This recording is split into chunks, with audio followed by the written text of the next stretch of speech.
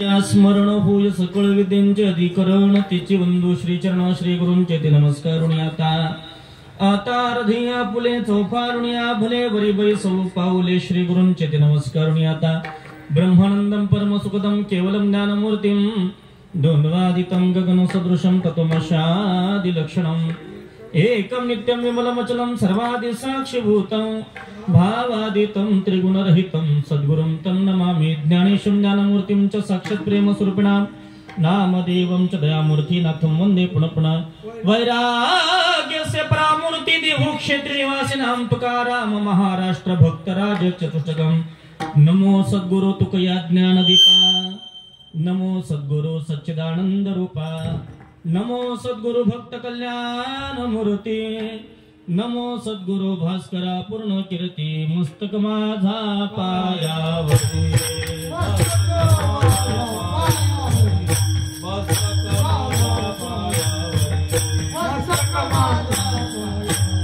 यावर करी संताचा यावर करी संताचा यावर करी संताचा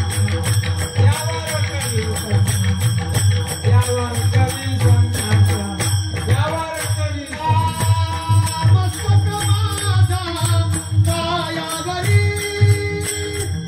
या धर्म जित विळहाची बळी जो संभाजी जान नवाळी का होतरणा जयाचे कुलितया छत्रपतीच्या चरण कमली साष्टांग नमन करीत असो विठ्ठल विठ्ठल ऐसा ज्याचा अनुभव विश्वदेव सत्यत्वे देवतया जवळी असे पापणासे धरुषणे काम क्रोधा नाही चाले भूती झाली समता देवतया जवळी असे पापणासे दर्शने तुका म्हणे भेदाभेद गेला वाद खंडोनी देवतया जवळी असे पापणासे दर्शने अखिल कोटी ब्रह्मांडने करुणा वरुणालय रुक्मिणी पान संजीवन भक्तवत्सल प्रभू परमात्म्याच्या चरणावरती नतमस्तक माऊली महावैष्णव संत श्रेष्ठ ज्ञानोबाराय वैराग्याचे मूर्ती म्हणता जगद्गुरु तुकोबार आदी करून सर्व संतांच्या चरणावरती साष्टांग अभिप्राय दंडवत घालून महाराष्ट्राचे आराध्य देव छत्रपती शिवाजी महाराज धर्मवीर संभाजीराजांना मानाचा मुजरा करून उपस्थित गुणीजन गायनाचार्य टाळकरी वृंद मृदंगाचार्य विणेकरी बाबा चोपदार समस्त श्रोते मायबापांच्या चरणावरती साष्टांग प्रणिपात दंडवत घालून सेवेला प्रारंभ प्राप्तरूपी प्राप्त प्रसंगी सेवे करता अथवा चिंतन करता निवडलेला अभंग जगातील महान साधू वारकरी संप्रदायाच्या कलशस्थानी असणारे नवे नवे या मृत्यूलोकातून स्वतःचा जिवंत देह सदैव वैकुंठाला घेऊन जाणारे या मृत्यूलोकातील एकमेव महात्मे वैराग्याचे मूर्तिमंत जगद्गुरु तुकोबाराय या तुकोबारायांचा देवाचा पत्ता सांगणारा अभंग आहे विठ्ठल जगद्गुरु तुकोबारायाच्या अभंगाच्या माध्यमातून भगवान परमात्म्याचा पत्ता आजच्या अभंगातून जगद्गुरु तुकोबाराय सांगतात तुकोबाराया जर भगवान परमात्म्याचा पत्ता तुम्ही जर सांगत असाल भगवान परमात्मा कुठे राहतो तुम्ही जर सांगत असाल तर याला काही प्रमाण आहेत म्हणून हा आजचा अभंग खऱ्या अर्थाने जगद्गुरु तुकोबारायांच्या बाबतीत प्रचलित आहे जगद्गुरु तुकोबाराय म्हणतात हे विश्व नाही हे विश्व फक्त भगवान परमात्म्यानं रचून निर्माण केलेलं आहे हे जगात भगवान परमात्मा अशी ज्याची महाराज दृष्टी झालेली आहे तुकोबाराय म्हणतात देव त्याच्या जवळ आहे ऐसा ज्याचा अनुभव विश्वदेव सत्यत्वे ज्याला अशी अनुभूती आलेली आहे जगद्गुरु तुकोबाराय म्हणतात हे विश्व नाही हे विश्व फक्त भगवान परमात्मा आहे या विश्वामध्ये फक्त पुरून उरलेला फक्त एकच भगवान परमात्मा आहे जो सर्वाघटी राम देहादेही एक ही ज्याची खऱ्या अर्थानं दृष्टी झालेली आहे हृदयाचा भाव झालेला आहे दृष्टीचा एक भाव झालेला आहे जगद्गुरु तुकोबाराय म्हणतात देवतया जवळी असे तुकोबाराय म्हणतात पापनासे दर्शनी देवतया जवळी असे ज्याच्या दर्शनाचं पाप नाहीच होतं तुकोबाराय म्हणतात देवतया जवळी असे काम क्रोधा नाही चाली तुकोबाराय म्हणतात की ज्याच्या जवळ काम क्रोधाचे विकार आहेत ते खऱ्या अर्थानं स्पर्श सुद्धा करत नाही अवती भोवती सुद्धा फिरकत नाही तुकोबाराय म्हणतात देवतया जवळ असे तुकोबाराय म्हणतात त्याची दृष्टी भोवती झाली समता देवतया जवळ असे तुकोबाराय शेवटच्या चरणामध्ये सांगतात तुका म्हणे भेदाभेद ज्याच्या अंतकरणामध्ये कुठलाही भेद सुद्धा राहिलेला नाही तसा विचार जर खऱ्या अर्थाने केला 18 पगड जातीमध्ये एक फक्त भगवी पक्ता पताका माझ्या ज्ञानोबारायनं विश्वाच्या मालकानं खांद्यावर घेतली पंढरपूरला नेली श्री पुरुष भेद सुद्धा ज्ञानोबारायांच्या दृष्टीने ठेवला नाही म्हणून वारीच्या वाटेवरचा भाव आहे फक्त माऊली तिथं स्त्री पुरुष सुद्धा भाव राहत नाही. ज्ञानोबा म्हणतात तुका म्हणे भेदाभेद ज्याच्या अंतःकरणामध्ये तुकोबा म्हणतात भेद नावाची वृत्ती राहिली नाही. देवतया जवळ असे भेदाभेद नाही, कोणत्या प्रकारचा वाद जीवनामध्ये शिल्लक राहिला नाही. देवतया जवळ असे पापनासे दरुषणे अभंगाला सुरुवात करण्यापूर्वी थोडासा पर्याय देणं उचित जमलेल्या प्रत्येक व्यक्तीला या कार्याचा स्वरूपभाव कार्यकरण भाव माहिती वक्त्याचं अध्य कर्तव्य. आपण गेली 59 वर्ष आपण सगळीच मंडळी या ठिकाणी अखंड हरिनाम सप्ताह भगवान परमात्म्याची खऱ्या अर्थानं सेवा करत आहोत. आता हे आम्हाला सांगायला सुद्धा उचित वाटत नाही. ज्ञानराज महाराज जेवढं आपलं नतमस्तक होतो तुमच्या चरणावरती खऱ्या अर्थानं नतमस्तक तो मी 2 वर्षापूर्वी या ठिकाणी आलो होतो आणि खऱ्या अर्थानं बोललो होतो. मला असं वाटतंय जे पंढरपूरला गेल्यावर तेच खऱ्या अर्थानं ज्या पांडुरंगामध्ये पाहायला मिळतं खऱ्या अर्थानं तसं चैतन्य नवचैतन्य या पांडुरंगाच्या मूर्तीमध्ये खऱ्या अर्थानं पाहायला मिळतं. अशी आकर्षक मूर्ती खऱ्या अर्थानं पांडुरंगाची खऱ्या अर्थानं तुम्ही सगळ्यांनी भक्ती आणि भावनेनं तुम्ही या ठिकाणी टिकून ठेवलेली आहे. त्याला कारण सांगतो, मंदिर बांधणं सोपी गोष्ट आहे, सप्ताह करणं सोपी गोष्ट आहे, केलेला सप्ताह टिकवणं फार अवघड गोष्ट आहे. सप्ताह करायचं म्हणलं की 5-50 माणसं लगेच जमा होतात, पण केलेला सप्ताह अवघडपणे 59 वर्षापर्यंत चालू ठेवणं फार कठीण आहे. मंदिर बांधणं देणगी कुठूनही घेता येतं, मंदिर कुठेही बांधता येतं, पण मंदिर बांधल्यानंतर त्या देवाची अहोरतपणे सेवा करणं आणि त्यातलं चैतन्य टिकवणं फार कठीण आहे. विठ्ठल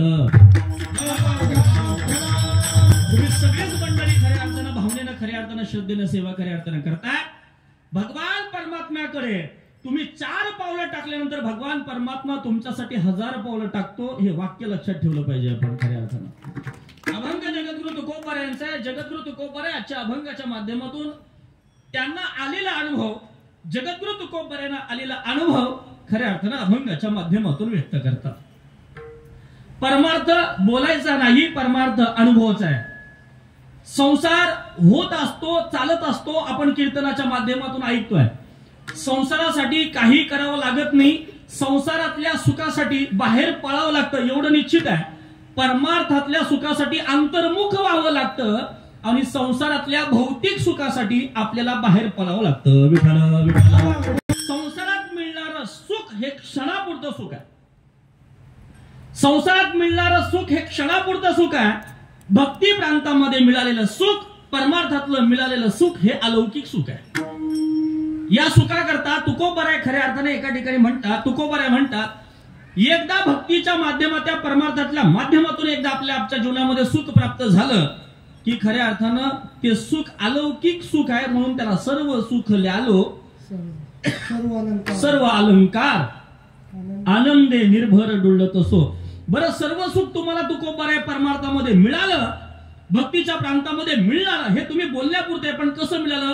तो जगाचा मालक आहे, तो हरी आला हाता मग कैसी भय चिंता.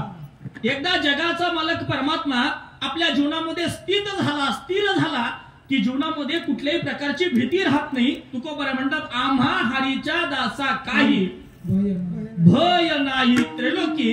म्हणून सर्व सुख जे आहे तो भगवान परमात्मा आहे आणि भगवान परमात्मा सुखरूपी ऐसा तुझा कोणी सांगा माझ्या. हो, एकदा भगवान परमात्मा आपलासा झाला मग सर्व सुख ल्यालो सर्व अलंकार आणि आनंद निर्भर डुलत असो. परमार्थातलं एकदा सुख मिळालं की ते अलौकिक सुख आहे, ते परत सुखाकडे पाहायची गरज नाही. पण संसारामध्ये क्षणिक सुख आहे, एकदा सुख मिळालं की ते परत उपभोगावं असं वाटतं, पण एका वस्तूवरती स्थित सुख नाही. असं खऱ्या अर्थानं विज्ञानाचं आणि ज्ञानाचं दोन्ही प्रतिपादन आहे. घरामध्ये तुमच्या टीव्ही आला की तुम्हाला असं वाटतं का महिला मंडळ की आपल्या घरामध्ये आता फ्रीज येऊ नये? बोला, वाटतं का आपल्या जीवनामध्ये आपल्या घरामध्ये टीव्ही आलाय पण वाटतं का आपल्या घरामध्ये फ्रीज येऊ नये? फ्रीज आपल्या घरामध्ये आला असं वाटतं, दोन्ही गोष्टी मिळाल्या. टीव्ही मध्ये कालांतरानं सुख होतं, महिन्यापुरतं सुख असेल, 2 महिन्यापुरतं सुख असेल. शेजाऱ्याचा आपला 20 इंचीचा असेल तो काय पाहिला, नंतर आपलं असं वाटतं का की तो 50 इंच टीव्ही आपल्याकडे एलईडी आपल्या घरामध्ये येऊ नये असं वाटतं का आपल्याला? सुख कुठपर्यंत आहे? एकदा आपला एक वस्तू आपल्या जीवनामध्ये आली की दुसऱ्या वस्तूची इच्छा निर्माण करणारा संसार आहे आणि एक वस्तू प्राप्त झाली की आपल्या जीवनातल्या सगळ्या इच्छा संपवणं याला परमार्थ म्हणतात. अनुभव दोन्ही ठिकाणी आहे. संसारातला अनुभव प्रत्येकाचा भिन्न भिन्न आहे, परमार्थातला अनुभव हा प्रत्येकाचा एक आहे. ज्ञानोबऱ्यांची ज्ञानेश्वरी ज्याचं आपण कथन करतो या ठिकाणी, ज्या ज्ञानेश्वरीचं खऱ्या अर्थानं पारायण करतोय, ते ज्ञानेश्वरी ज्ञानोबरायानं 725 वर्षापूर्वी उपजलेला ग्रंथ ज्ञानोबरायांच्या मुखातून तो सर्वांसाठी समभाव आहे. ज्ञानोबरायांची ओवी आहे, ओम नमोची आद्या, ही तुमच्याकरता ओवी आहे आणि माझ्याकरता वेगळी ओवी आहे का ज्ञानोबरायांच्या बाबतीत? आहे का? ज्ञानोबरायांच्या ज्ञानेश्वरीचा सारांश ज्या ठिकाणी संपला जातो, ज्ञानोबरायांची ज्ञानेश्वरी, किंबहुना तुमचे केले, इथं समाप्ती आहे, नंतर पसायदा नाही. किंबहुना तुमचे केले हे धर्म कीर्तन सिद्ध नेले, हे तुमच्यासाठी वेगळं आहे आणि माझ्यासाठी वेगळे, असं काय आहे का? समचरण दृष्टी विटेवरी साजेरी, तेथे माझी हरी रुक्किरा हो, ही तुकोबऱ्यांच्या अभंगाची सुरुवात आहे. मला तुम्ही सांगा, गाथ्याची सुरुवात माझ्यासाठी वेगळी आणि तुमच्यासाठी वेगळी आहे का? धर्मक्षेत्रे कुरुक्षेत्रे समवेता युत्सवहा, ही भगवान श्रीकृष्ण परमात्मानं त्यावेळी महाराज 5,500 वर्षापूर्वी धृतराष्ट्राच्या मुखातून पहिला श्लोक बाहेर कुरुक्षेत्रावरती पडला, तो तुमच्यासाठी वेगळा आणि माझ्यासाठी वेगळा आहे का? तुमच्यासाठी एकच आहे, माझ्यासाठीच एक आहे, पण तुमच्या माझ्यासाठी असलेला श्लोक, तुमच्या माझ्यासाठी असलेली ज्ञानेश्वरी, तुमच्या माझ्या असण्यासाठी गाथा, त्यातला अनुभव आपला एक नाही, हा आपला दृष्टिकोन आहे.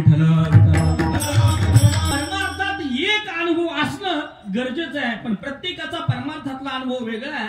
परमार्थात अनुभव एक असणं फार गरजेचं आहे, कारण भगवान परमात्मा हा सर्वांसाठी एकच आहे, तो सुखरूपच आहे. ज्ञानोबराय सर्वांसाठी एकच आहे. देवामध्ये संतांमध्ये फरक एवढाच आहे, देवाकडे कसंही जाता येत नाही, संताकडे कसंही जाता येतं, फरक एवढा आहे. देवाकडे जात असताना एक तर वाईट तरी बनून जा, नाहीतर चांगले तरी बनून जा. माझं कळते का जरा बघा, देवाकडे जायचं असेल तर एक तर चांगले तरी बनून जा, नाहीतर वाईट तरी बनून जा. देव वाईटाचा तरी स्वीकार करतो, नाहीतर चांगल्याचा तरी स्वीकार करतो. जे चांगलेही नाहीत, जे वाईटही नाहीत, त्याच्यामध्ये तुमचा आमचा नंबर आहे. त्या सगळ्यांना संत मंडळी सांभाळतात. देवाचं आणि संताचं जरा उलट आहे. याच्या बाबतीत मी जरा बोलतो, देव म्हणजे बाप आहे आणि संत म्हणजे आई आहे.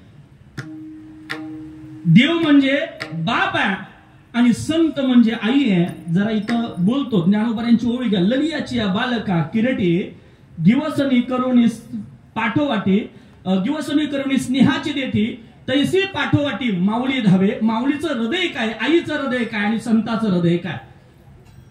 जर एखादं लहानसं बाळ आहे, 2-3 वर्षाचं बाळ आहे, यदा कदाचित त्याच्या नाकाला जर शेंबूड आलं, बाळ एकच आहे, आई उचलताना वेगळी प्रक्रिया आहे आणि बाप उचलताना वेगळी प्रक्रिया आहे. काय करतो आई? बाळाला उचलायचं आहे, बाळाला कडीवर घ्यायचंय, बाळ रडतंय, 2 वर्षाचं गोडच बाळ आहे, बाळ रडते पण त्याच्या नाकाला शेंबूड आलेला आहे. बाप काय करतो? त्याला पूर्णपणे पहिला स्वच्छ करतो, कपडे खराब होणार नाही याची दक्षता बाप घेतो. पूर्णपणे त्याला स्वच्छ करतो, साफ करून मग त्याला कडीवरती घेऊन सांगतो, बाळा आता गप्प बस. हे बाप. कळते तुम्हाला? आई काय करतं? आई काही करत नाही, जसा आहे तसा स्वीकारते आई, कडीवर घेते, त्याला शांत करते, मग त्याचा शेंबूड पुसून टाकते. संत ही जगाची माया आहे. विठाला विठाला. तुम्ही संताकडे जाताना कसंही जा, कोणत्याही भावनेनं जा, संत तुमचा स्वीकार केल्याशिवाय राहत नाही. आणि ज्या काट्यानं मंबाजी बुवानं तुकोबऱ्यानं मारावं, त्या तुकोबऱ्यानं मंबाजी बुवांचा स्वीकार करावा. एवढी मोठी उंची खऱ्या अर्थानं संताची आहे. ज्या रामेश्वर भट्टानं फरमान काढावं, वर दगड बांधावा, खाली दगड बांधावा, आणि तोच महाराज जगाच्या कल्याणाकरता ज्या 3 डोंगरांवरती जो मातीला स्पर्श झाल्यानंतर जगाच्या मालकाच्या संवादानं निर्माण झालेला गाथा तुकोबऱ्यांचं प्रमाण आहे. तुका म्हणे माझी कोणी बदबिली वाणी, प्रसादा वाचुनी तुमची या विठ्ठला. जगाच्या कल्याणाकरता जो पंचम वेद म्हणून निर्माण झाला तो जगद्गुरु तुकोबऱ्यांचा गाथा. त्या गाथ्याला महाराज वर दगड बांधलं, खाली दगड बांधलं. तो गाथा महाराज रामेश्वर महाराजाला फरमान काढल्यानंतर त्या मंबाजी बुवानं वर दगड बांधून, खाली दगड बांधून तो गाथा, जगद्गुरु तुकोबऱ्याचा गाथा इंद्रायणी सारख्या महाराज त्या डोहामध्ये बुडवावा.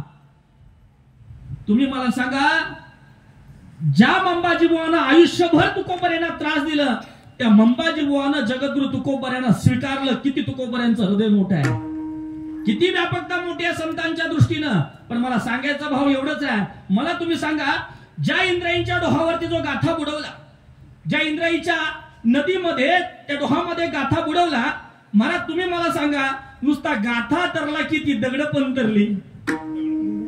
जली दगडा सहित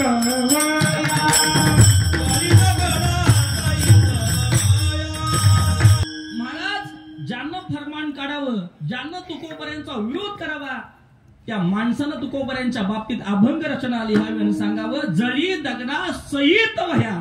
नुसती अभंग रचना तरली नाही, जळी दगडा सहित वह्या तारी येईल या जैशाला ह्या. मला तुम्ही सांगा, त्या इंद्रायणी मातेच्या डोहामध्ये दगड कमी होती का ज्ञानराज महाराज? त्या इंद्रायणीच्या डोहावरती दीपक दादा कमी होती का दगड? पण मला तुम्ही सांगा, तेवढीच दगड तरली ज्या दगडानं गाथेला बांधून घेतलं होतं. ज्या दगडानं त्या दगडांचा विचार सोडा, ज्या दगडानं ज्ञानेश्वरीला, ज्या दगडानं गाथेला, ज्या दगडानं खऱ्या अर्थानं भागवताला धरलं, तीच दगड या मृत्यू लोकांमध्ये तरुण जातील, अन्यथा ती दगड तरू शकत नाही. हे खऱ्या अर्थानं काळ्या दगडावरची रेषा आहे. विठाल ज्या ज्ञानोबरायांचा आळंदीमध्ये संजीवन समाधी सोहळा, ज्या संजीवन समाधी सोहळ्याकरता अख्ख्या महाराष्ट्रातून नव्हे, या जगभरातून माणसं आळंदी या तीर्थक्षेत्रा ठिकाणी येतात. आळंदी गजबजून जाते आणि आळंदी या तीर्थक्षेत्रा ठिकाणी आल्यानंतर माणसं 750 वर्षापूर्वीचा इतिहास पाहतात. तुम्ही आजची आळंदी पाहताय ज्ञानोबरांच्या दृष्टीनं, की प्रत्येक कीर्तनकार तुम्हाला 750 वर्षापूर्वीचा इतिहास आळंदीमध्ये सांगितला जातो. 750 वर्षापूर्वीचा इतिहास सांगितला जातो. ज्ञानोबरांची अहवेलना ज्या आळंदी तीर्थक्षेत्रा ठिकाणी झाली, ज्या तपभूमीमध्ये, ज्या पुण्यभूमीमध्ये ज्ञानोबरांचा जन्म आहे, आणि त्या ज्ञानोबरांच्या जन्मभूमीमध्ये जो ज्ञानोबरांची अहवेलना झाली, खऱ्या अर्थानं जी विटंबना झाली, अख्खी आळंदी खऱ्या अर्थानं प्रत्येक कीर्तनकार तुम्हाला त्या दृष्टीनं खऱ्या अर्थानं संबोधित करत असतं. ज्ञानोबरांची व्यापकता, ज्ञानोबरांची उंची आणि माऊलींच्या दृष्टीनं महाराज हे जगाला प्रतिपादन केलेलं ज्ञान हे प्रत्येक महाराज वक्ता तुम्हाला आळंदी या तीर्थक्षेत्रा ठिकाणी सांगत असतो. मला तुम्ही सांगा, सगळ्यात जास्त आळंदीमध्ये त्रास कोणी दिला हो? विसोबा चाटीच नाव येईल, विसोबा खेचर ज्याला आपण म्हणतो. मला तुम्ही सांगा, ज्ञानोबरांकडे विसोबा खेचर जेवढा त्रास ज्ञानोबरांना कोणीच दिला नाही, तेवढा विसोबा चाटीनं, विसोबा खेचरनं खऱ्या अर्थानं त्रास ज्ञानोबरांना खऱ्या अर्थानं दिला. ज्ञानोबरांच्या बाबतीत बोला, ज्ञानोबरांनी त्याला धिक्कार केला की स्वीकारलो? सांगा ना. ज्याला देव स्वीकारत नाही त्याला संत स्वीकारल्याशिवाय राहत नाही. खटनट यावे, शुद्ध होऊन जावे, दौंडी पिटवावे, चोखा मिळा यारे यारे लहान थोर, याती भलती नारी नर, न करावा विचार, न लगे चिंता कवणासे. जगद्गुरु तुकोबरे म्हणतात, अभंगाचा अर्थ जरी खऱ्या अर्थानं सरळ जरी असला तरी व्यापकता फार मोठी आहे. अनुभव हा परमार्थाच्या दृष्टीनं खऱ्या अर्थानं आपल्या जीवनामध्ये अनुभव फार महत्वाचा आहे. परमार्थाच्या दृष्टीनं का होईना, अनुभव खऱ्या अर्थानं फार आपल्या जीवनामध्ये खऱ्या अर्थानं गरजेचा आहे. संसारातला अनुभव हा प्रत्येकाचा भिन्न आहे. प्रत्येकाच्या परिस्थितीनुसार, प्रत्येकाच्या संघर्षानुसार, प्रत्येकाच्या जीवन आर्थिक दृष्टीनुसार हा खऱ्या अर्थानं संसाराचा गाडा चालत असतो. परमार्थातला अनुभव खऱ्या अर्थानं एक पाहिजे ज्ञानोबा म्हणतात, आणि संसाराचा अनुभव हा प्रत्येकाचा भिन्न आहे. मी नेहमीच एक दृष्टांत खऱ्या अर्थानं सांगतो, ऐका. दोन अतिशय जवळचे मित्र होते, एवढे कट्टर मित्र होते, ज्याला आपल्या भाषेमध्ये लंगोटी बोलतो. एकमेकाचं करमत नाही, लग्न होईपर्यंत एकमेकाशिवाय करमत नाही. दोन मित्र इंजिनियर झाल्यानंतर दोघांना पण प्रारब्धाच्या दृष्टीनं दोघांना पण खऱ्या अर्थाने एका कंपनीमध्ये जॉब मिळावा. दोघे एका कंपनीमध्ये खऱ्या अर्थाने जॉबला, अतिशय आनंदाने दोघांचा सुखाने संसार. पण एक 4-6 महिने झाले खऱ्या अर्थानं. 4-6 महिन्यामध्ये एकाच्या जरा गालावरती तेज येत होतं आणि एक जरा नर्वसलेला असायचा. कधीतरी भेटाभेट झाली आणि विचारलं, काय रे? म्हणे, खूप दिवसापासून पाहतो तुझ्याकडे, पाहिल्यानंतर खऱ्या अर्थानं तुझ्याकडे पाहिल्यानंतर जरा तुझा चेहरा पडलेलाच मला वाटतो. नेहमी तुझ्याकडे पाहतो पण चेहरा जरा पडलेला वाटतो, काय भानगड काय रे? म्हणे, काय नाही, लग्न होऊन 6 महिने झाले पण बायकोच ऐकत नाही. आता आपल्या ऐकतात, आपल्या ऐकत नाहीत, नवल नाही. देवाची ऐकत नव्हती तर तुमचं काय? देवाची ऐकली नाही तर तुमचं आमचं काय खऱ्या अर्थानं? मला तुम्ही सांगा, भगवान शंकर कशावर बसलेला आहे? आता हे पण याच्यासाठी गाथा उघडू का मी? हा, कशावरती बसलाय भगवान शंकर? नंदीवर. आणि पार्वती सिंह. वाघापुढे नंदीचं काय? जरा बोला, जरा वाघापुढे काही नंदीचं चालतं का? ज्ञानराज महाराज, एक विनोदाचा दृष्टिकोन साईडला ठेवा. याच्या आधी बाप जर किंवा भाऊ जर सरपंच असेल तर त्या कॉलर टाईट करून सांगायच्या, माझा भाऊ कोण आहे? जरा बोला, की तुमच्या बाजूने बोलतोय, कीर्तनापुरता तरी बोला भावासाठी. कोण आहे माझा भाऊ? सरपंच आहे, सरपंच. आता या कुणाच्या बहिणी आहेत? विठाला विठाला. याच्या आधी चालत नव्हतं हे नवल नाही, आता बोलणं चालणार नाही. आता त्या मुख्यमंत्र्याच्या बहिणी आहेत. आता आपल्याला बोलून चालणार नाही, खऱ्या अर्थानं त्या घरातल्या गृहमंत्री आहेत. कळलं का तुम्हाला? आता बोलून चालणार नाही. काय रे म्हणे, काय झालं म्हणे, 6 महिने झाले रे बायकोच ऐकत नाही. कठीण आहे, बायकोच म्हणे ऐकत नाही. त्याला एक सांगितलं, का रे बायको ऐकत नाही, याचं कारण काय? म्हणे 6 महिने झाले आजपर्यंत कंपनीमध्ये दोघे एकत्र काम करतो, तुझ्या डब्याकडे पाहिल्यानंतर जरा मलाही वाईट वाटतं. कधी पगार झाल्यानंतर, जरा कीर्तनात ऐकत जा, पगार झाल्यानंतर कधी पगाराचा पॉकेट एटीएम मधून काढून कधी बायकोच्या हातात पगार दिला का? म्हणे कधीच दिला नाही. म्हणे गाढवाने इथंच पेंड खाल्लं. आम्हाला सुद्धा द्यावं लागतं. काय माहिती का ज्ञानराज महाराज, आपण त्यांचंच सांगत असतो, जरा बुवा लोकांचं सांगतो त्यांनाही जरा बरं वाटतं. विठ्ठल म्हणे इथंच गाढवानं पेंड खाल्लं, म्हणे कधीच दिलं नाही. एक काम कर, जरा पगार झाला ना की पहिला बायकोच्या हातात देत जा. कधी म्हणे घरामध्ये गेल्यानंतर जेवणाची कधी स्तुती केलीस का? म्हणे कधीच नाही. जरा स्तुती करत जा, जरा जेवणाची, जरा जेवणाची वगैरे स्तुती केल्यानंतर जरा बरं वाटतं. वाढणारा माणूस प्रेमाने वाटतं, छान वाटतं, त्यानेही जरा बरं वाटतं स्तुती केल्यानंतर. नटल्यानंतर त्यांनाही बरं वाटतं स्तुती केल्यानंतर. आपण खऱ्या अर्थानं कधीच म्हणे स्तुती केली नाही. महाराज कीर्तन ते म्हणून सोडा. आजची तारीख किती आहे? 10 तारीख आहे. हा, झालं असेल आज काही जणांचं पेमेंट 1 तारखेपासून 10 तारखेपर्यंत, कोणाचं 15 तारखेपर्यंत असेल. ज्याच्या ऐकत नसेल त्यांनी लगेच एटीएम मधनं पेमेंट काढा ना. बघा, ज्याच्या ऐकत नसेल त्यांनी हा संदेश घेऊन जा. महाराज त्यानं ठरल्याप्रमाणे केलं. महिन्याचा पगार झाला, जसा पगार आला तसा एटीएम मधनं काढला आणि खऱ्या अर्थानं बायकोच्या हातात दिला. तिला एवढं समाधान झालं, एवढं समाधान झालं, ती म्हणलं की सूर्य काय पश्चिमेला उगवलाय का? या बहादरानं आजपर्यंत 1 रुपया कधी दिला नव्हता, 1 रुपया हातात कधी दिला नव्हता, पण संपूर्ण पगारच्या पगार माझ्या हातामध्ये आणून दिलाय. कोणतरी गुरु भेटावा, काहीतरी सूर्य पश्चिमेला उगवावा. एक काय सांगितलं होतं, जरा जेवणाची स्तुती करायची, पगार आल्यानंतर पगार द्यायचा, जेवणाची स्तुती करायची. बरं, जेवायला बसला त्या दिवशी, ज्या दिवशी हातामध्ये पगार दिला त्या दिवशी खऱ्या अर्थानं याच्या आधी खऱ्या अर्थानं पाण्यामध्ये दूध जायचं. पूर्वीच्या काळातला बोलतो मी, पूर्वीच्या काळामध्ये चहा जर बनवायचं म्हणलं किंवा दुधावाले जे पहिले होते, दूध डेअरीचा धंदा करायचे, खऱ्या अर्थानं दुधामध्ये पाणी टाकायचे. खरं आहे की नाही? दुधामध्ये पाणी टाकायचे पूर्वीच्या काळातलं. आता काय होतं? आता पाण्यात दूध टाकलं जातं. एवढी हुशार माणसं झाली, पाण्यात दूध. खऱ्या अर्थानं एवढी हुशार माणसं झाली खऱ्या अर्थानं.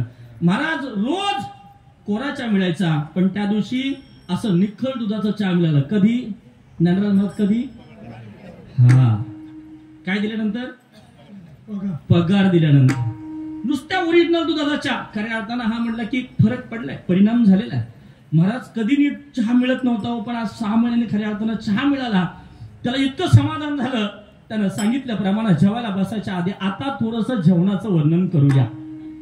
पण ज्या दिवशी जेवणाचं वर्णन करायचं होतं त्या दिवशी शेजारणीनं भाजी दिली होती. म्हटलं तर बघा, महाराज जेवायला बसायच्या आधी एवढा भाजीचा खमंग सुटला होता. त्या दिवशी बसायला पाठ, ताटाला पाठ, मस्त असं वदनी कवळ घेता, ताट पाहिलं पंचपक्वान्नाचं, आणि महाराज पाणी फिरवणार तेवढ्यात म्हटलं, काय जेवणाचा सुगंध आज, काय आज आनंद आहे, काय आज स्वाद आहे. ती म्हणाली, 6 महिने झाले मी लग्न करून आले मेल्या, 6 महिने माझ्या कधी जेवणाचं कधी आजपर्यंत वर्णन केलं नाही. शेजारणीनं वाटीभर भाजी दिली, शेजारणीचं एवढं वर्णन चालू केलं, भांडणं झाली का थांबली? अहो, पगार देऊन सुद्धा भांडणं वाढली. संसारातला अनुभव हा प्रत्येकाचा वेगळा आहे, परमार्थातला अनुभव हा प्रत्येकाचा एक आहे. विठ्ठल या विश्वामध्ये फक्त एक भगवान परमात्मा आहे, एक. सर्वम खल्विदम ब्रह्म, संसार मिथ्या आणि ब्रह्म सत्य आहे. या जगातलं सत्य जर शोधलं ज्ञानोबरांचा अभंग घ्या. सत्य तू सत्य तू सत्य तू विठ्ठला. या जगातलं सत्य काय? एक जगातला फक्त भगवान परमात्मा सत्य आहे. जगाला सुखरूपी करणारा एक भगवान परमात्मा खऱ्या अर्थानं सत्य आहे. प्रत्येकाच्या हृदयामध्ये स्थित असणारा भगवान परमात्मा सत्य आहे. प्रत्येकाच्या अंतःकरणामध्ये प्रत्येकाच्या हृदयामध्ये तो भगवान परमात्मा आहे. म्हणून सगळीच मंडळी आपण कीर्तनामध्ये आहोत. पुढचं बोलू. तो जर नसता तर ही गर्दी कुठे असती? कळलं मी का बोलतो? एकच. आणि जोपर्यंत भगवान परमात्मा आहे तोपर्यंत या शरीराला किंमत आहे. भगवान परमात्मा निघून गेला रे गेला की शरीर कोणाती या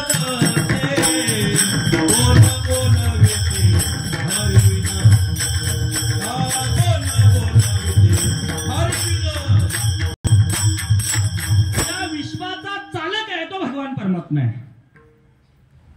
जेणे हे विश्व निर्मिले महर्षी देवा संस्थापिले. 21 स्वर्गाते धरिले सत्ता मात्रे आपुले. ज्ञानोबरांच्या दृष्टीनं पहा. अनुभव ज्ञानोबरांचा हे विश्वची माझे घर ऐसी मती जयाची स्थिर किंबहुना चराचर आपणची झाला. तुकोबरांचा अनुभव सांगू.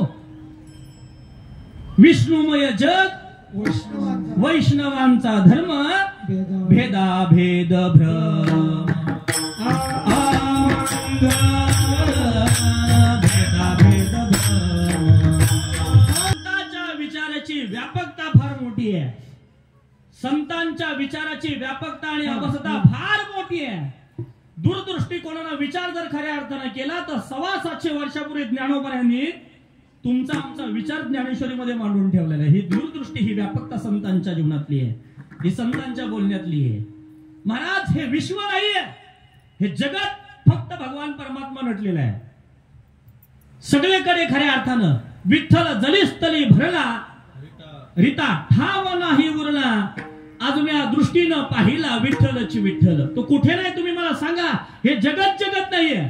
84 लक्ष योनी भगवान परमात्म्यानं निर्माण केल्या. पण 84 लक्ष योनीमध्ये ज्या माझ्या संत महात्म्यांना साधू महात्म्या फक्त या विश्वामध्ये फक्त भगवान परमात्मा दिसत होता. फक्त भगवान परमात्मा दिसत होता. जगद्गुरु तुकोबरा म्हणतात हे विश्व नाहीये. हे जगत नाहीये. हे जगत खऱ्या अर्थानं महाराज संसारिक संसार करणाऱ्या प्रत्येकाला मायेनं भरलेलं जग दिसतं. आणि साधू संत महात्म्यांना या जगामध्ये ईश्वर दिसतो. फरक किती आहे पहा ना. आपण प्रत्येकाविषयी उंची लावत असताना हा गायक कमी दर्जाचा आहे, हा गायक थोडासा बरा आहे, हा वादक जरा उंचीचा आहे, हा वादक ही ती तर्क वितर्कता आहे ती तुमच्या आमच्या जीवनामध्ये निर्माण होते. संतांच्या ठिकाणी हा तर्क वितर्कतेचा भाव राहत नाही. प्रत्येकाकडे पाहत असताना समप्रमाणानं पाहणं, समान दृष्टीनं पाहणं, समान व्यापकतेनं पाहणं हा संतांचा दृष्टिकोन आहे. विठ्ठल म्हणतात हे विश्व आहे फक्त भगवान परमात्म्यानं रचलेलं आहे. आणि भगवान परमात्मा हे विश्व ज्याच्या दृष्टीनं खऱ्या अर्थानं झालेला आहे, ज्याच्याकडे हा अनुभव आहे. जगद्गुरु तुकोबरा म्हणतात अभंगाचं प्रथम चरण.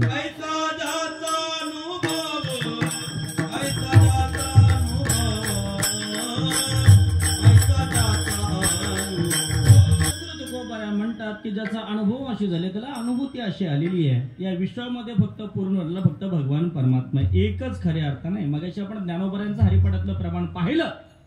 सर्व घटी राम देहादेही एक आणि सूर्य प्रकाशक सहस्रश्मी.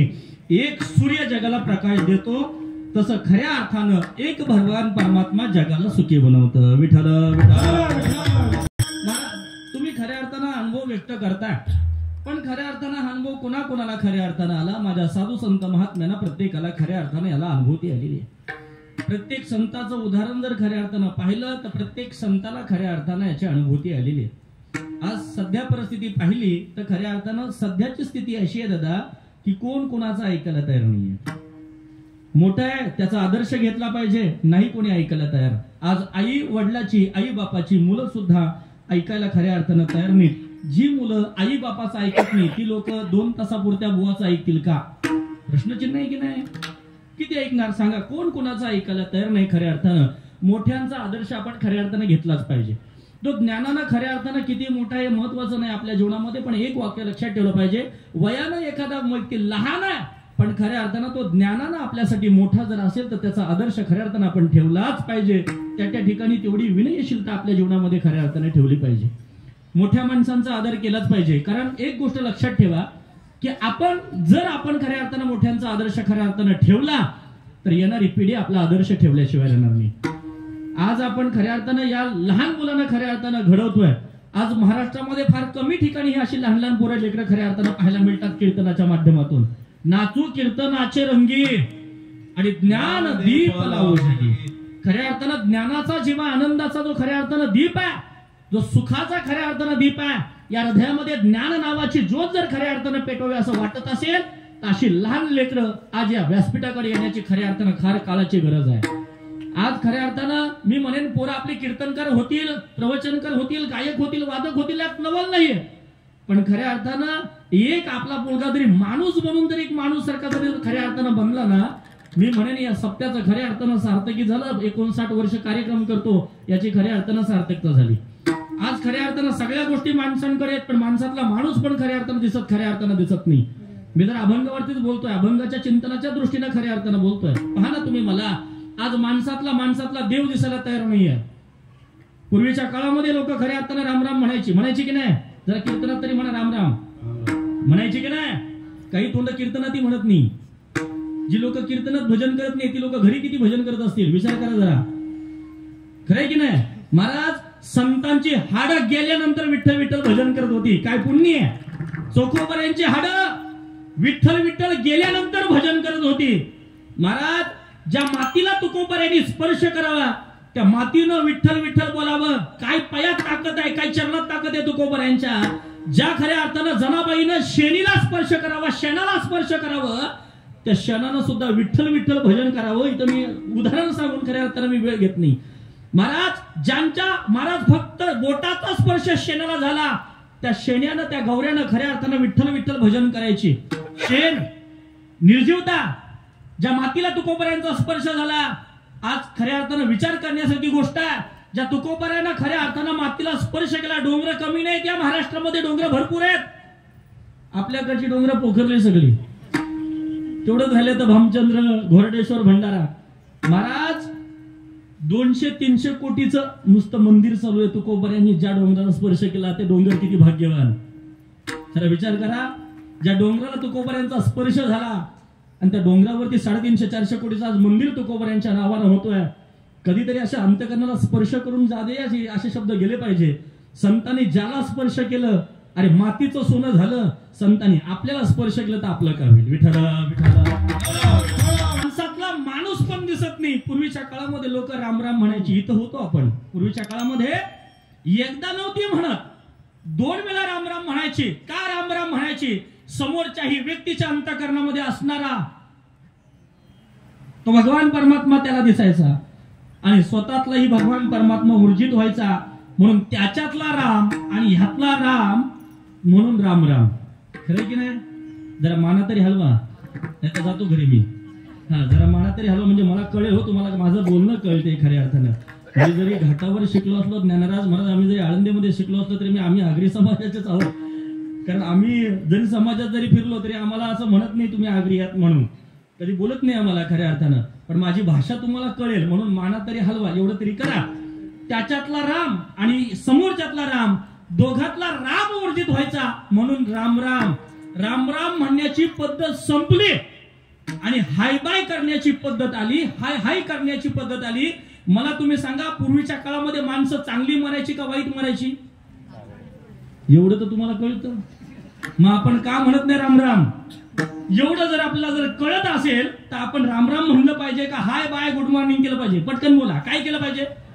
आपली जी खऱ्या अर्थानं जी पिढी आहे, आपली संस्कृती आहे, ती आपण त्या संस्कृती आपण जपन केलं पाहिजे. पाश्चात्य संस्कृतीचं खऱ्या अर्थानं विकलोपन आपण खऱ्या अर्थानं केलं पाहिजे. पूर्वीच्या काळामध्ये लोक नीट मरायची, व्यवस्थित मरायची. पूर्वीच्या लोकांमध्ये लोक राम राम म्हणायची म्हणून नीट होती, नीट मरायची. आता लोक हाय हाय करतात ना, हाय हाय सारखे मरायला लागले. अहो जरा पक्ष्यांचं तरी मरण बरं आहे, जरा विचार करा. पशु पक्ष्यांचं तरी मरण बरं आहे सध्या. माणसाचं मरण एवढं खतरनाक आणि एवढं डेंजर झालंय. काय लागतं मारायला? काय लागतं? एखाद्या माणसाला सहज बोललो अमका गेला, अरे कारच भेटला होता, एका हॉटेलमध्ये बसलो होतो, ग्लासला ग्लास लावून घेतला, बाकी विचार नका करू, पाणी. कशाला डोकं लावताय बाकी? काल आम्ही एका हॉटेलमध्ये बसलो, ग्लासला ग्लास लावून पाणी घेतला, चाय घेतला, संध्याकाळी वार्ता आली, अमका गेला. काय लागलो मारायला? ज्ञानोबराय म्हणतात, हे काळा नालाचे तोंडी, घातली लोणीयाची हुंडी, माशी पाक पाकळे तवे हे सरे. माशी किती मोठी आहे हो? माणसा एवढी माशी पाहिली का तुम्ही?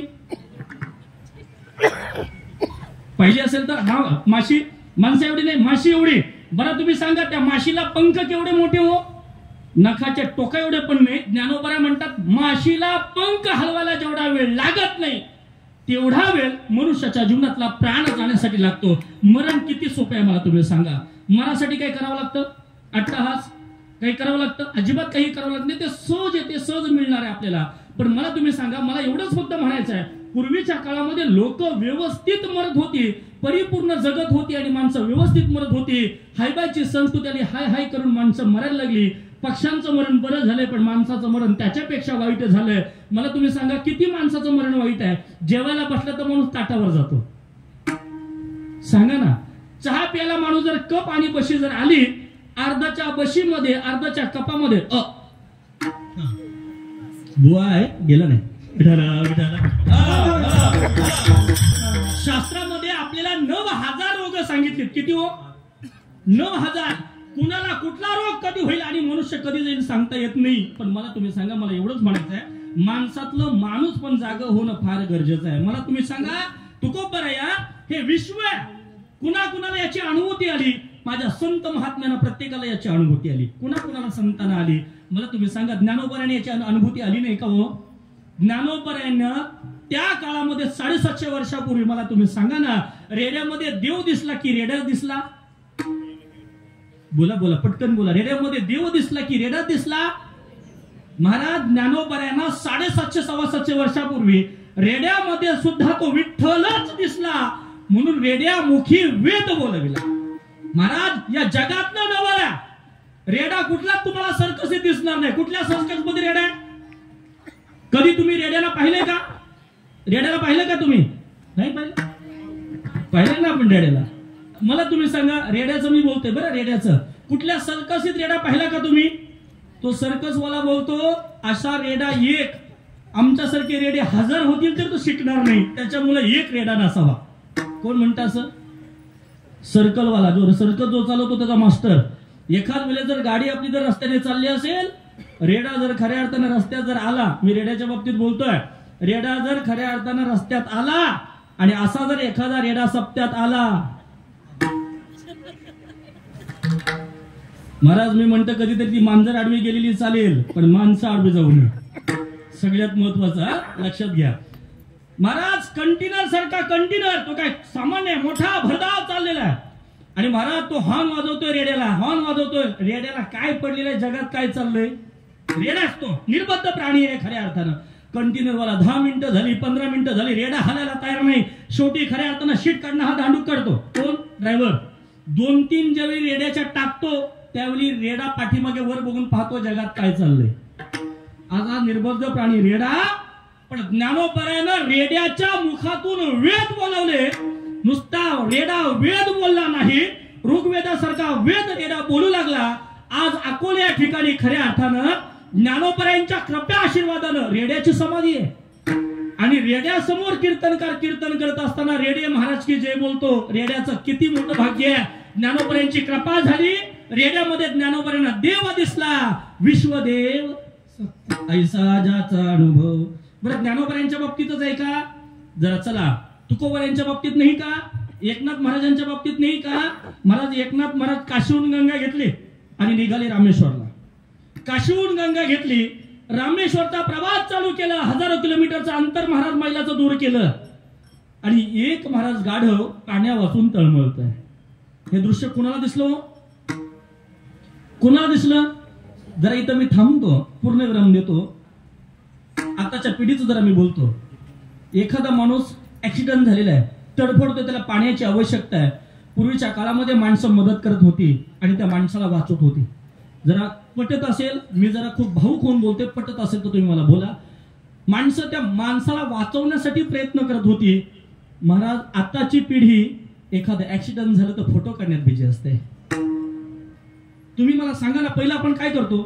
पहिला आपला मोबाईल पहिला खिशातून बाहेर काढतो आणि त्याला वाचवण्याच्या आधी पहिले आपण त्याचे फोटो काढण्यासाठी व्यस्त होतो. पूर्वीची माणसं वाचवत होती. आताची माणसं माणसाला वाचवत नाही, माणसाला मारतात. फरक एवढाच आहे. कोरोनाच्या काळामध्ये कितीतरी माणसं मारली हो आपण, खरंय की नाही? विचार करण्यासारखी खऱ्या अर्थानं गोष्ट आहे. माणुसकी नावाचा धर्म लोप पावलेला आहे. त्या नाथ महाराजांच्या अंतःकरणामध्ये दया आली. नाथ महाराज त्यावेळी काही एकटे नव्हते, अनेक मंडळी होती, पण कुणाच्या अंतःकरणामध्ये दया आली नाही. नाथ महाराजांच्या अंतःकरणामध्ये दया आली.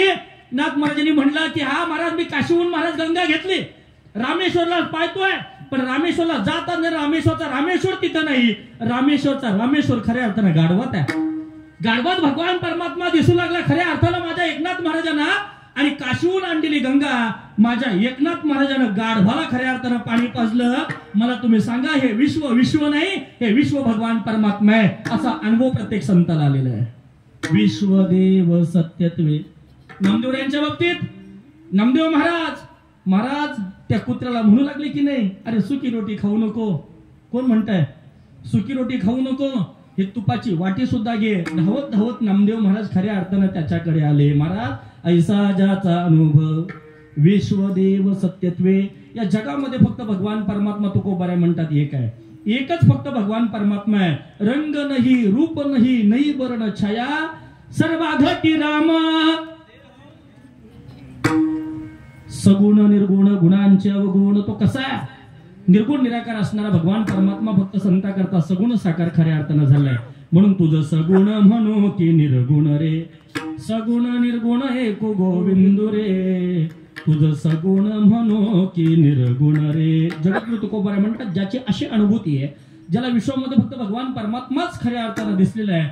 महाराज त्यांच्या दर्शनानं देव कुठे आहे, देव त्यांच्या जवळ आहे. देव त्यांच्या जवळ खाऊन काय करतो? सगळे महाराज पाप नाहीस करतो.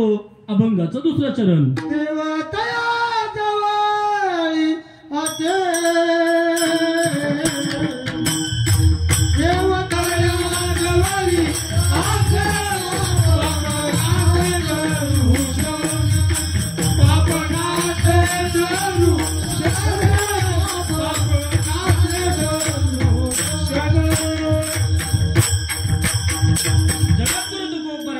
देव त्याच्या जवळ आहे, ज्याला खऱ्या अर्थानं ही सर्वभूतीची खऱ्या अर्थाने आलेली अनुभूती आहे, ज्याला अनुभव आलेले विश्व नाही, फक्त भगवान परमात्मा आहे.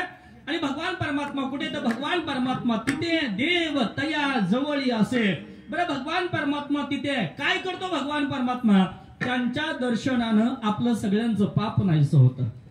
भगवान परमात्म्याचा पत्ता आजच्या अभंगाच्या माध्यमातून जगद्गुरु तुकोबाराय म्हणतात. मला तुम्ही सांगा, भगवान परमात्मा कुठे राहतो? भगवान परमात्मा कुठे राहतो?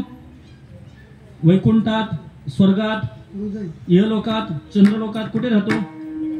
कुठे राहतो भगवान परमात्मा?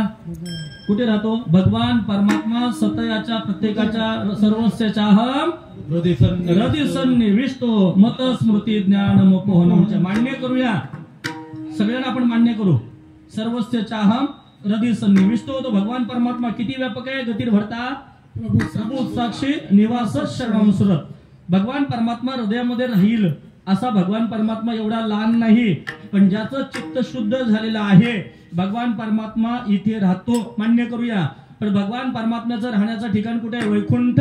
वैकुंठ जरी भगवान परमात्म्याचं राहण्याचं जरी ठिकाण जरी असलं तरी भगवान परमात्मा एवढा मोठा कार्यक्रम या ठिकाणी चाललेला आहे, तो भगवान परमात्मा वैकुंठात थांबणार नाही. तो भगवान परमात्मा कुठे आहे? बनकोड्याच्या कीर्तनात. माझं चुकीचं असेल तर मला सांगा. माझे भक्त गाती जेथे, माझे भक्त गाती जेथे, माझे भक्त गाती जेथे. सांगितलं नारदाला भगवान परमात्माने. अरे नारद म्हणतोय, देवा तुला कुठे कुठे शोधू रे? वैकुंठात येऊ, स्वर्गलोकात जाऊ, कुठे कुठे जाऊ? सगळ्याकडे पाहिलं पण तू कुठे भेटायला तयार नाही. देवानं सांगितला पत्ता, नारदाला सांगितलेला पत्ता. भगवान परमात्मा कुठे? भगवान परमात्मा कीर्तनात आहे. ज्या ज्या ठिकाणी भगवान परमात्म्याचं चिंतन ज्या ज्या ठिकाणी चालू आहे, भगवान परमात्मा तिथे. बरं, तिथं राहून भगवान परमात्मा काय करतो? तरी कीर्तनाचे नट नाचे, नाशिले व्यवसाय प्रायचित्ताचे, ते नामच नाही पापाचे, ऐसे केले सततम कीर्तयंतो माम येतंत शद्रहवतः नवसंत शमं भक्त्या नित्ययुक्ता उपासते. भगवान परमात्मा आलेल्या कीर्तनामध्ये सगळ्या मंडळींचं पापच नाहीच करतो. बरं एवढंच करतो का भगवान परमात्मा? तेवढं करत नाही. म्हणा भगवान परमात्मा सांगतो, नका जाऊ त्यांच्या गावा, नारधारकाच्या शिवा सुदर्शन घ्यावा, घरटी फिरे बहुती. ज्या ज्या ठिकाणी भगवान परमात्म्याचं चिंतन चालू आहे त्या ठिकाणी काळाला यायला प्रतिबंध आहे. कळलं का मी तुम्हाला काय बोलतो? काळाला यायला प्रतिबंध आहे. मला तुम्ही सांगा, ज्याचा असा अनुभव झाला, नामदेवरायांच्या बाबतीत घ्या. नामदेवरायांचं कीर्तन चालू असताना नामदेवरायांच्या कीर्तनामध्ये गाय मेली. ऐकलं असेल की नाही? नामदेवरायांच्या कीर्तनामध्ये गाय मेली. मला लोक म्हणाली, तुम्ही सांगताय ज्या प्रमाणाने तुम्ही खऱ्या अर्थानं सांगताय की ज्या ज्या ठिकाणी नारदाचा विणा आहे, ज्या ठिकाणी अखंड हरिनाम सप्ताह त्या ठिकाणी काळ येत नाही. मला तुम्ही सांगा मग गाय मेली कशी? लोक म्हणायला लागली, जरा वारकरी संप्रदायावरती अतिक्रमण झालं, मोर्चे निघाले नामदेवरायांवरती कीर्तनात. नामदेवरायांनी सांगितलं, चिंता करण्याची आवश्यकता नाही, मी गाय जिवंत करून देतो. कोण बोलले? नामदेव महाराज. बरं मी नाही सांगू शकत. नामदेव महाराज जरा विचार करा. नामदेव महाराज जरा, नामदेव महाराजांना हातामध्ये खऱ्या अर्थानं चिपल्या घेतल्या, महाराज पायाला घुंगरू बांधले. नामदेवरायांची आजी परंपरा आहे, आजी परंपरा आहे. बरं पांडुरंगाच्या मंदिरामध्ये भजन करत असताना डोक्यावरती फेटा, नामदेवरायांची परंपरा. गळ्यामध्ये विणा, हातामध्ये चिपल्या आणि पायाला घुंगरू बांधल्याशिवाय नामदेवरायांच्या महाराज पांडुरंगाचं भजन होत नाही. ही परंपरा आहे नामदेवरायांची. महाराज नामदेवरायांच्या कीर्तनामध्ये गाय मिळाली आणि महाराज नामदेवरायांना खऱ्या अर्थानं सांगितलं, किती वेळ लागेल? 72 तास. किती वेळ घेतला? 72 तास. महाराज नामदेवरायानं 72 तास महाराज भजन चालू केलं. कोणाचं? जगाच्या मालकाचं. पांडुरंग हरी जय जय वासुदेव हरी भजन नाचून चालू केलं. महाराज बुवानं 10 वाजेपर्यंत कीर्तन नाही संपवलं. मांडीवर मांडी, मांडीवर मांडी. किती झाले मला माहित नाही. हा 72 तास. विचार करा, 72 तास भजन. महाराज नामदेवरायानं भजन चालू केलं. 72 तासातले काही 69 तास महाराज झाले, त्यातले 59 मिनिटं झाले, त्यातले 30 सेकंद झाले आणि 30 सेकंदाला भगवान परमात्मा समोर आहे. 72 तासातले उरले किती होते? फक्त 30 सेकंद. 30 सेकंदाच्या जवळ महाराज तो भगवान परमात्मा आला. नामदेवरायाच्या डोळ्यामध्ये अश्रू होते. भजन करून थकले होते नामदेवराय, अश्रू आले होते, काकुळतीला आले होते. 72 तास संपणार, समाज काय करेल सांगता येत नाही. 72 तास निघून चाललेत, उर्वरित 30 सेकंद फक्त जीवनामध्ये शिल्लक राहिलेले आहेत. आता जर भगवान परमात्मा आला नाही, तुझी चिंता त्याशी. महाराज 30 सेकंदाच्या अवधीमध्ये भगवान परमात्मा आलाय आणि नामदेवरायांना विचारलं, नामदेवरायांना आवाज दिल्यानंतर जरा नामदेवरायांना बरं म्हटलं, देव आला. महाराज गाय जिवंत केली, पण नामदेवरायांनी देवाला शिव्या दिल्या. देव म्हणला, देवा तुझ्यासारखा मी आजपर्यंत पाहिला नाही रे. एवढा खालचा हीन असेल असं वाटलं नव्हतं. अरे जीव जायची वेळ आली, 72 तास हातामध्ये खऱ्या अर्थानं नॉनस्टॉप भजन करतोय. सगळ्या गोष्टी ठीक आहे तो, पण महाराज सप्त करणं अवघड नाही हो. पण सप्त्यातलं कीर्तनकार कोणी आणणार, गायक कोणी आणणार, वादक कोणी येतील? 2 तास ऐकला कीर्तनाला सगळी माणसं गावातली येतील, पण 24 तास विना घेणं. आतमधला जो पहारा आहे सगळ्यात कठीण. विना अखंड हरिनाम सप्त्या करता विना पहारा सगळ्यात कठीण. महाराज नामदेव महाराज मध्ये 72 तास झाले. देवा तुला काही लाजबीज वाटते का?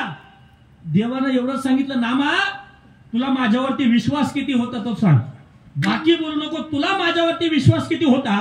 तुला जर माझ्यावरती विश्वास जर असता तर तुम्ही सांगितलं असतं 2 मिनिटात जिवंत करून देतो. अरे कोठे गुंतला अशी द्वारकेचा राया, त्या द्रौपदी करता मी 1 सेकंदात हात धुण्याकरता तिच्याकडे गेलो. नामदेवा तेवढंच प्रेम तुझ्यावरती आहे खऱ्या अर्थानं.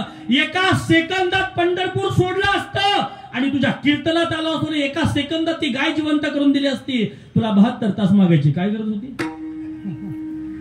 तुला काय गरज होती 72 तास मागायची? चुकी नामदेवरायांची खऱ्या अर्थानं झाली. तुला जर माझ्यावरती विश्वास असता तर 1 सेकंदामध्ये खऱ्या अर्थानं ती गाय जिवंत करण्याची ताकद माझ्यामध्ये खऱ्या अर्थानं होती. कारण ज्यावेळी तू तीर्थयात्रेला गेलास त्यावेळी महाराज मला वचन दिलं होतंस, कटेवरी कर नाही ज्या देवाचे, न घे मी तयाचे दर्शन. महाराज महाराष्ट्र सोडून जाईल, पण महाराष्ट्राच्या बाहेर गेल्यानंतर मोठी मोठी मंदिरं खऱ्या अर्थानं आम्हाला दिसतील. महाराष्ट्राच्या बाहेर गेल्यानंतर मोठी मोठी मंदिरं आहेतच की, पण मोठ्या मोठ्या मंदिरामध्ये गेल्यानंतर मोठ्या मोठ्या मंदिरांमध्ये मोठे मोठे ब्राह्मण आहेत. नाही कळलं? हा बरं, मोठे मोठे ब्राह्मण आहेत. महाराष्ट्रातली लोक जरा बाहेर गेली, महाराष्ट्रातल्या टोप्या पाहिल्या की लोकांना जरा बरं वाटतं. महाराष्ट्रातली लोक म्हणजे भाविक. त्याच्यामध्ये आपलं काय विचारूच नका. वरची येणारे कीर्तनकर सगळं मिळतात. महाराज काही नाही भेटलं तरी चालेल, पण आम्हाला प्रेम पाहायचं असेल तर कोकणात यावं लागतं. आपला कोकण पट्टा आहे, परशुरामाची खऱ्या अर्थानं भूमी आहे. मुंबई आपला रत्नागिरी टोक खऱ्या अर्थानं, सिंधुदुर्ग सगळं आपला परशुरामाची भूमी आहे. प्रेमळ लोक खऱ्या अर्थानं, प्रेमळ लोक गेल्यानंतर पाहिल्यानंतर टोप्या पाहिल्यानंतर महाराष्ट्रातून आले भाविक लोक आहेत. महाराज त्यांचा देव लगेच झोपतो, लगेच पडदा. कळलं का तुम्हाला? एखादा दीपक मामांसारखा असतो, त्याला माहितीये महाराष्ट्राच्या बाहेर गेल्यानंतर काय अवस्था असते. मग लगेच हिरवी नोट काढतात 100ची. किती? कुठं? मी महाराष्ट्राच्या बाहेरचं बोलतो बरं. लगेच हिरवी नोट काढतात. हिरवी नोट दिसली की तिथले ब्राह्मण लगेच पडदा ऑन करतात, देव जागा होतो. कुठला? महाराष्ट्राच्या बाहेरचा 100 रुपयात देव. याच्या बापाने जागा केला होता का? 100 रुपयात देव. पण या जगाच्या पाठीवरती एकच माझा भगवान परमात्मा आहे. जगाच्या पाठीवरती एकच भगवान परमात्मा आहे. या विश्वामध्ये त्याच्या चरणावरती डोकं टाकून दर्शन घेता येतं त्या माझ्या पंढरपूरच्या महाराज पांडुरंगाचं. एकच जगाच्या पाठीवरती एकच असा देव आहे खऱ्या अर्थानं. भगवान परमात्मा पंढरीश पांडुरंग परमात्मा, त्याच्या चरणावरती डोकं टेकून खऱ्या अर्थानं दर्शन घेता येतं. तो जगाचा वाली एकच आहे, माझा विठ्ठल, माझा पंढरीश पांडुरंग परमात्मा. आपण विचार केला पाहिजे. जगद्गुरु तुकोबाराय म्हणतात, पाप नाशे दर्शने. त्यांच्या महाराज त्यांना जी आलेली अनुभूती आहे त्या योगायोगानं खऱ्या अर्थानं काय होतं तुकोबाराय म्हणतात, देव त्यांच्या जवळ आहे, देव त्या जवळी असे. पाप नाशे दर्शने. मला तुम्ही सांगा, संताचं पाप घेतलं, संताचं खऱ्या अर्थानं दर्शन घेतलं की यत्किंचित देखील आपल्या जीवनामध्ये पाप राहत नाही. पापाचा लवलेस सुद्धा खऱ्या अर्थानं आपल्या जीवनामध्ये राहत नाही. संताचं नुसतं नाव घेतलं, तुका म्हणे पापे जाती. नुसतं संताचं नाव जरी खऱ्या अर्थानं घेतलं, ज्ञानेश्वर ज्ञानेश्वर मुखी म्हणता चुकती फेर. तुकाराम तुकाराम नाम घेता काफे. देव तया जवळी असे. पापनासे दर्शने विठोबा रखुमाई.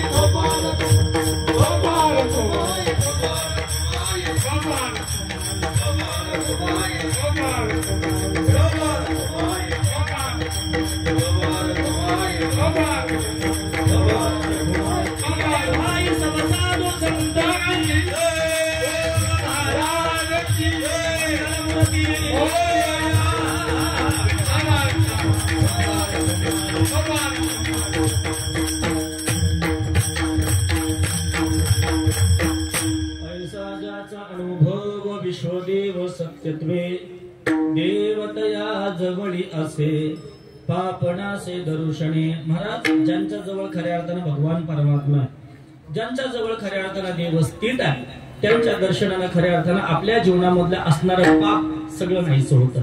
पापाचा लोभे सुद्धा आपल्या जीवनामध्ये खऱ्या अर्थानं फिरकत नाही. जगद्गुरु तुकोबारे म्हणतात, पाप तर जाऊ द्या हो, पण जग हे संपूर्ण जे जग आहे हे खऱ्या अर्थानं कामानं ग्रासलेलं आहे, क्रोधानं ग्रासलेलं जे जग आहे खऱ्या अर्थानं. पण मला तुम्ही सांगा, इंद्रा पडली भग्या, चंद्र झाला काळा, नारद तुटला चाळा भजनाचा. चुकला की नाही खऱ्या अर्थानं? पहा ना महाराज, महाराज या काम क्रोध विकारानं खऱ्या अर्थाने हे जग पूर्णपणे लिप्त केलेलं आहे. पण जगद्गुरु तुकोबारे म्हणतात, काम क्रोधा नाही चाली भूती झाली समता. महाराज, त्यांच्या अंतःकरणामध्ये भेदभाव जीवनामध्ये संपून गेला. काहीच महाराज जे जे भेटे भूत येते मानीचे भगवंत, हा भक्ती योग निश्चित जाण माझा. महाराज, कुठल्याही प्रकारचा भेदभाव त्यांच्या जीवनामध्ये खऱ्या अर्थानं राहिला नाही. काम नावाची गोष्ट राहिली नाही, क्रोध नावाची गोष्ट संतांच्या जीवनामध्ये राहिली नाही. या कामासाठी आणि क्रोधासाठी मी दोनच गोष्टी खऱ्या अर्थानं सांगेन. महाराज, जगद्गुरु तुकोबाऱ्यांनी भजन करावं आणि भजनाच्या ठिकाणी एखादी नृत्यांगना यावी, अप्सरा यावी आणि जगद्गुरु तुकोबाऱ्यांना सांगावं, मला तुमच्याशी विवाह करायचा आहे. तुकोबाऱ्यांना विचारावं आणि तुकोबाऱ्यांनी सांगावं, जाई वे तू माते नकरी सायास.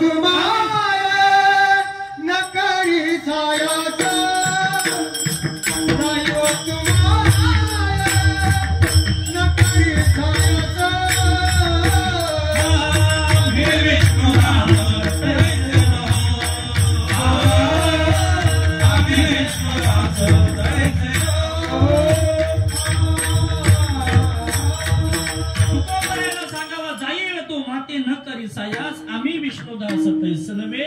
संतांच्या ठिकाणी काम नावाचा महाराज कुठल्याही प्रकारचा वास करत नाहीये.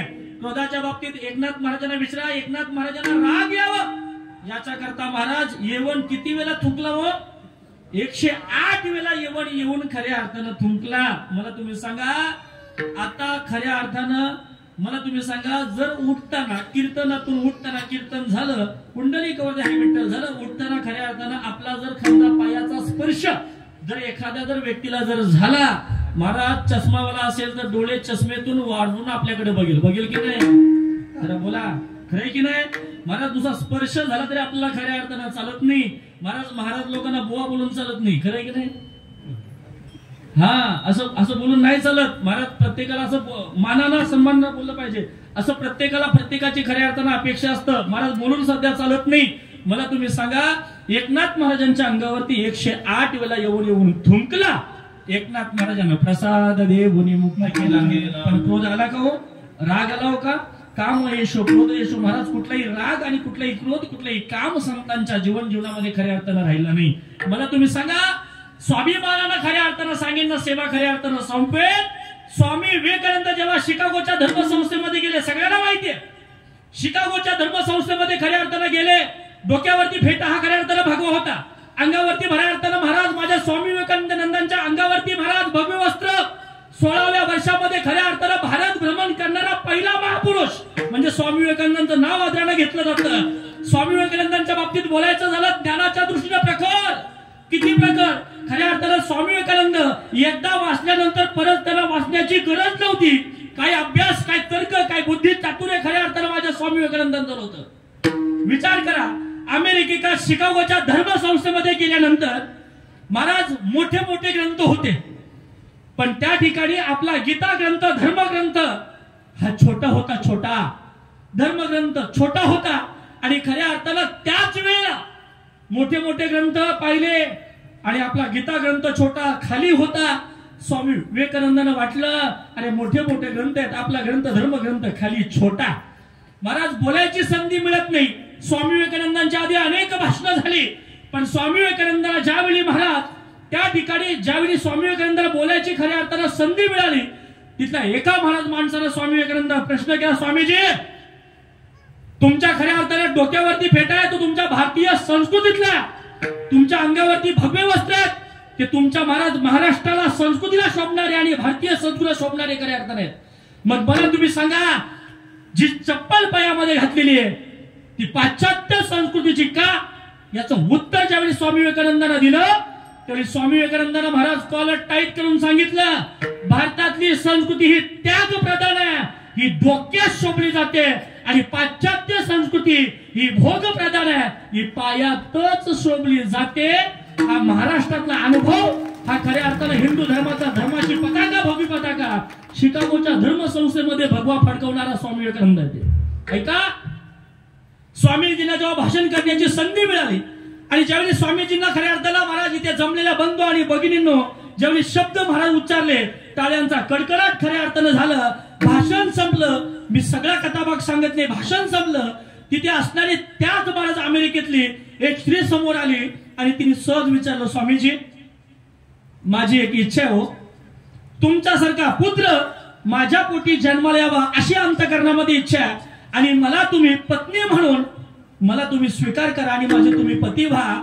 ज्यावेळी स्वामी विवेकानंदांना विचारलं, ज्ञानोबऱ्यांचे विचार, भगवान श्रीकृष्ण परमात्म्याच्या गीतेचे विचार, रामायणाचे विचार, तुकोबऱ्यांच्या गाथ्याचे विचार आणि एकनाथ महाराजांच्या भागवताचे विचार ज्याच्या बुद्धिचातुर्याने डोक्यामध्ये होते, मला स्वामीजींनी सांगितलं. स्वामीजी सहज म्हणाले, माय आई तुला वाटतं ना माझ्यासारखा पुत्र महाराज तुझ्या पोटी जन्माला यावा, मग एक काम कर ना, या स्वामीला तू माझा पोरगा म्हणून घे तुझा. किती प्रखरता होती विचारामध्ये खऱ्या अर्थानं. सांगा, काम क्रोध नाही चाली, भूती झाली समता. महाराज कुठलाही भेद संतांच्या ठिकाणी राहिला नाही. आज आपण पाहत असताना प्रत्येकाच्या दृष्टीनं भेद पाहायला मिळतो, जातीयवाद आपल्याकडे सुद्धा पाहायला मिळतो, पण तो नसावा न पाहे या ती कुळाचा विचार. भक्ता करुणा करत ज्ञानाबाई, मी प्रस्तावनेला सांगितलं 18 पगड जाती. आज वारकरी संप्रदाय मोठा झाला. वारकरी संप्रदाय मोठा झाला हे ऐकण्यापुरतं फार सोपं आहे आणि आम्ही लोकांनी बोलण्यापुरतं फार सोपं आहे. पण एक गोष्ट लक्षात ठेवली पाहिजे, छत्रपती शिवाजी महाराजांना स्वराज्य निर्माण केलं, ज्ञानोबऱ्यांनी वारकरी संप्रदायाचं व्यासपीठ निर्माण खऱ्या अर्थानं केलं. 18 पगड जातीमध्ये संत महात्मे, 18 पगड जातीमध्ये संत निर्माण केले आणि 18 पगड जातीतल्या लोकांना एकत्र आणलं आणि वारकरी संप्रदायाची भगवी पताका खांद्यावरती दिली आणि तीच पताका आळंदीपासून पंढरपूर पर्यंत गेली. ज्ञानोबऱ्यांनी वारकरी संप्रदायाची निर्मिती करत असताना खऱ्या अर्थानं या विश्वातले पहिले संत ज्ञानोबराय. आज चंद्र सूर्य महाराज गगनाला भिडणारा वारकरी संप्रदाय मोठा झाला, पण एक वाक्य लक्षात ठेवलं पाहिजे, ज्यावेळी हा वारकरी संप्रदाय अमाप वाढला, अमाप मोठा झाला ज्ञानोबऱ्यांच्या कृपेनं, पण एक गोष्ट आम्ही लक्षात ठेवली पाहिजे, वारकरी संप्रदाय मोठा होत असताना ज्ञानोबऱ्यांच्या आई वडिलांना खऱ्या अर्थानं या मातीत गाडून घेतलं. त्यावेळी वारकरी संप्रदाय मोठा झाला. छत्रपती शिवाजी महाराजांना स्वराज्य निर्माण केलं. 18 पगड जाती एका व्यासपीठावरती आणल्या. 18 पगड जाती एका व्यासपीठावरती आणल्या. प्रत्येक दराखोरातल्या माणसाला जातीय वाद खंडन करून प्रत्येकाच्या महाराज या स्वाभिमानाची स्वराज्याची पताका प्रत्येकाच्या खांद्यावरती दिली. त्याचवेळी छत्रपती शिवाजी महाराजांना खऱ्या अर्थानं 14 वर्षी खऱ्या अर्थानं स्वराज्याची शपथ आणि खऱ्या अर्थानं 16 वर्षी खऱ्या अर्थानं स्वराज्याचं तोरण बांधलं आणि वयाच्या महाराज या 35-34 वर्षामध्ये 365 किल्ले हस्तगत केले आणि महाराष्ट्रातल्या 18 पगड जाती एकत्र आणून हे महाराष्ट्राचं स्वराज्य निर्माण केलं. ज्ञानेश्वर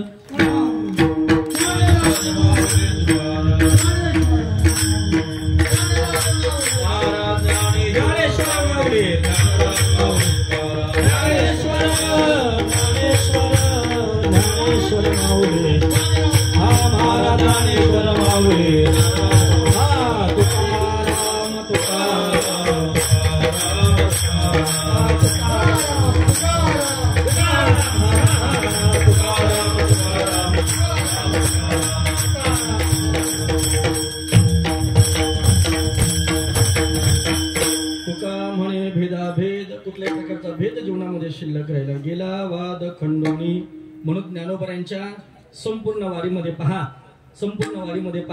कोण कीर्तनकार आहे, कोण गायक आहे, कोण वादक आहे, कोण पुरुष आहे, कोण स्त्री आहे, कोण जेंट्स आहे, हा भेदभाव नाही. कोण वकील आहे, कोण इंजिनियर आहे, कोण पोलीस आहे, कोण कंपनीचा उद्योगपती आहे, कोण नेता आहे, ही कुठलीही भूमिका तिथं ठेवली जात नाही. शिल्लक प्रत्येक माणूस फक्त आदरानं एकच बोलतो, काय माऊली. बस माऊली सरकता का, माऊली साईड देता का. माऊली शिवाय जिथं स्त्री आणि पुरुष हा खऱ्या अर्थानं भेद नाही, त्याला वारकरी संप्रदाय म्हणतात. पण एक गोष्ट लक्षात ठेवली पाहिजे, तुका म्हणे भेदाभेद गेला वाद खंडोनी, देवतया जवळ असे पापणासे दर्शने झालेली सेवा. पुन्हा तुम्हा सर्व संत बाबांच्या चरणावरती समर्पित करतोय. व्यासपीठावरून सगळ्यांचं दर्शन खऱ्या अर्थानं घेतोय. त्या माझ्या बोलण्यातून माझ्या वाणीतून एखादा शब्द अंतकरणाला लागण्यात काय गेला असेल तो माझा बुद्धीचा दोष समजा. चांगला असेल स्वानंद सुखनिवासी सद्गुरू स्वामी गणेशनाथ महाराज, सद्गुरू स्वामी अर्घनाथ महाराज, वारकरी शिक्षण संस्था जोग महाराज शिक्षक बंधांचा कृपा आशीर्वाद, तुम्हा सर्व संत मायबापांचा खऱ्या अर्थानं कृपाशीर्वाद। आज उत्तम दोन्ही मृदंगाचार्य विशाल महाराज असतील, गायकवाड बाबा असतील, आमचे ज्ञानराज महाराज, सगळी टाळकरीवृंद ही छोटी कंपनी खऱ्या अर्थानं असेल, सगळ्यांच्या चरणावरती खऱ्या अर्थानं अभिवादन खऱ्या अर्थानं या ठिकाणी करतो। झालेली सेवा पुन्हा तुमच्या चरणी समर्पण खऱ्या अर्थानं करतो। ज्या सेवेच्या अंतरंगातून सगळ्यांचा सर्व ग्रामस्थांच्या मंडळांच्या वतीनं खऱ्या अर्थानं दर्शनाचा योग निर्माण झाला। मग दीपक मामा असतील, खऱ्या अर्थानं मयूरदादा असेल, या दोघांमुळे खऱ्या अर्थानं हा येण्याचा योग या ठिकाणी प्राप्त झाला। झालेली सेवा पुनश्च तुमच्या चरणावरती समर्पण करतो। मला इथं सुरक्षित ज्यांनी आणलं महेश दादा माझ्या सारथी झाले आज, आणि खऱ्या अर्थानं त्यांनी आणलं। सुंदराताई सोबत आल्या, त्यांना सुद्धा धन्यवाद खऱ्या अर्थाने या ठिकाणी देतो। पुनश्च तुमचं व्यासपीठावरून सगळ्यांचं दर्शन घेतो। पंढरीश पांडुरंग परमात्म्याच्या चरणावरती विनंती करतो, देवा हा असाच आनंद खऱ्या अर्थानं असाच दरवळ दे। इवलेसे रोप लाविले द्वारी त्याचा विलो गेला गगनावरी। हा दिवसेंदिवस खऱ्या अर्थानं जो आनंद आहे, तो सत्याचा आनंद खऱ्या अर्थानं दिवसेंदिवस वर्षानुवर्ष वाढत खऱ्या अर्थानं चंद्र जसा कले कले प्रमाण खऱ्या अर्थानं वाढतो, खऱ्या अर्थानं तसा वाढावा। चंद्र सूर्य असेपर्यंत हा सप्ताह असाच खऱ्या अर्थानं असावा। देवाची सेवा तुमच्याकडनं खऱ्या अर्थानं घडावी। तुम्हाला वाटत असेल समाधान मिळावं, तुम्हाला वाटत असेल सुख मिळावं, तुम्हाला वाटत असेल आनंद मिळावा, देवाशिवाय आणि संताशिवाय सुख मिळू शकत नाही। संताची सेवा करा, तुका म्हणे संत सेवा हीच देवा खऱ्या अर्थानं उत्तम। देवाची सेवा करा, संताची सेवा करा, संताची सेवा केली देव कुठेही जात नाही। म्हणून झालेली सेवा पुनश्च तुमच्या चरणी समर्पण करतो। व्यासपीठावरून सगळ्यांचं दर्शन खऱ्या अर्थानं घेतो आणि या ठिकाणी थांबतो। जय विठ्ठल, जय जय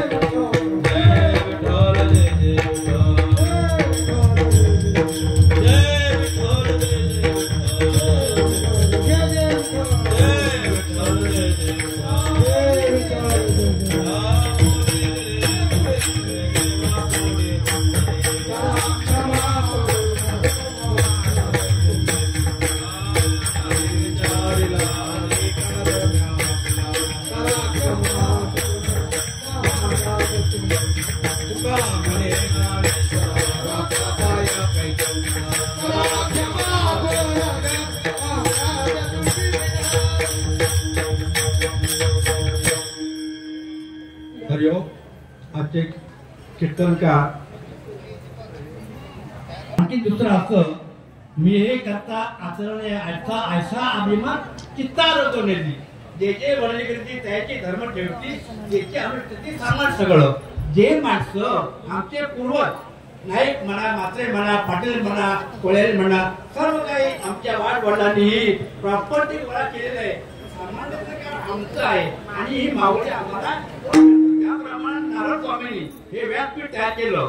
व्यासपीठाजवळ भक्ती म्हणजे आमची या वर्षी सगळ्या महिला वर्ग आनंदामध्ये आमचे काम करत आहेत, जोडीने काम करत आहेत। काय त्याच्यामध्ये